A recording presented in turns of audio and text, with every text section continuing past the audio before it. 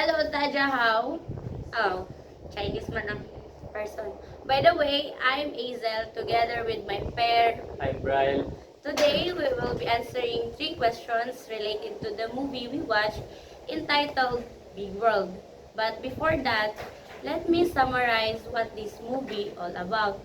So, the story centers on Chin He, portrayed by Jackson Yee, a young man with cerebral palsy who strives to overcome physical and mental challenges to fulfill his grandmother's dream and find his own path in life. So, Chuni's grandmother, Chin Sukun, treats him as an ordinary child, encouraging him to work and study despite his condition. So the relationship contrasts with the strained bond with Chin Sukon and her daughter, Chin Lu, which is Chun-hee's mother. As Chun-hee endeavors to achieve his grandmother's aspiration on stage, he also seeks to mend his relationship with his mother and pursue independence, aspiring to become a teacher and earn genuine respect from society. Now, let's answer the first question. It is asked, how does the movie Big World depict the concept of a good life? For you, Bryle, what it is? Hmm. How does the movie Big World depict the concept of good life? Uh, for me, the Big World is in line with having a good health because that movie is a wonderful and inspiring as it conveys a man a cerebral palsy and how he overcome those challenges in his life. Oh, okay. I see. You have a point. Kasi, in my opinion kasi, good life is not just about happiness. For me, good life is one where you feel content with how you live, learn, and love while making the most of the time you have.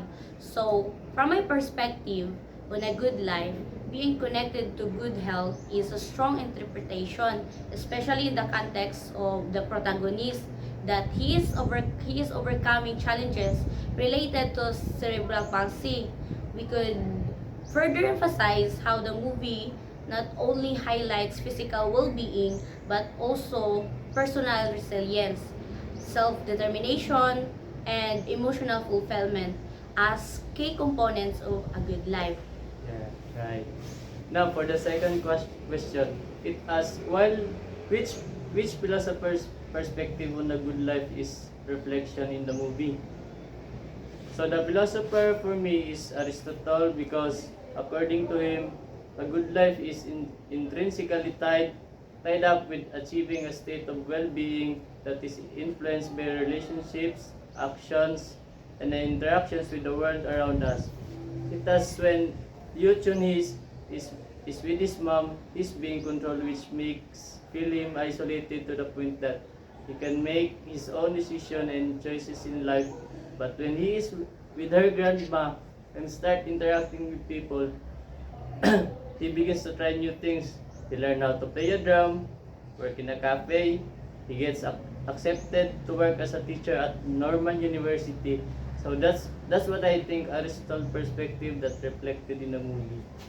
Uh, yeah, you're right.